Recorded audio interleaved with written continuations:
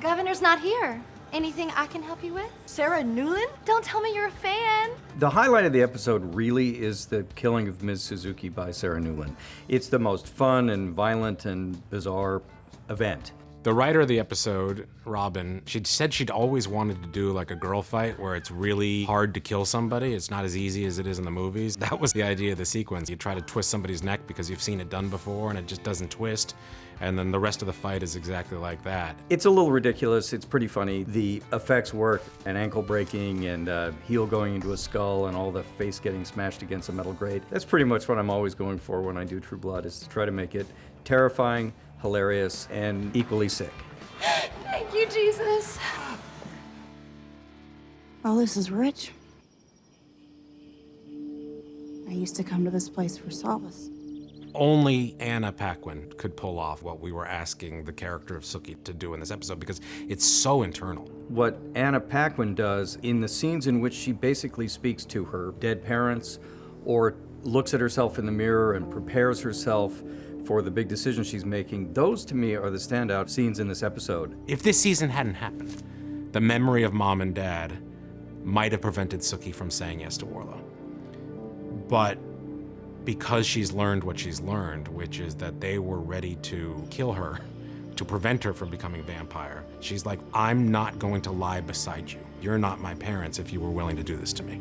Sookie makes the decision to go with Warlow when she's in the cemetery with her parents. That's the declaration of it. I think the process of deciding takes place throughout the entire episode.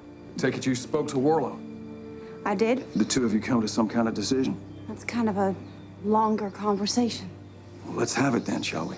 Her scene with Bill, which takes place right here on the porch here, is a terrific scene, and she is really going to see if there's anything left of the old Bill that she loved and that meant so much to her. And he's not there anymore. By this point in the season, Bill's gone. I don't think he's saying that he doesn't care about Sookie being made vampire in order to hurt her. I think he's single-minded. I think that he has to accomplish what he has to accomplish, and he really doesn't care about the collateral damage. If Bill and Sookie are ever going to find their way back to each other, he's got a lot of making up to do. Her process, in a way, is testing everybody to see where they are. She goes to Sam. She's looking there to see if there's hope to stay human and be with Sam. Sookie's looking for a lifeline. She doesn't know who else to talk to. Sam's been an amazing friend. She goes to Sam looking for a reason not to give herself to Warlow, and she can't find it there. That's where Sookie pivots. She says, I guess there is nothing left for me here. Bye, Sam. We still have a job to do together, you and I. My sister's blood is still warm on my chest, and you're asking me to go fight your holy war?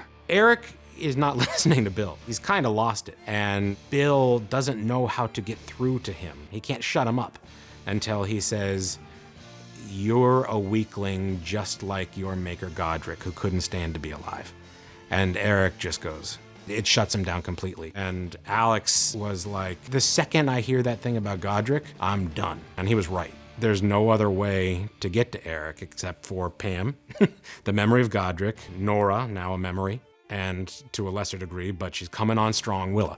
Bill and Eric are not on the same side of things anymore.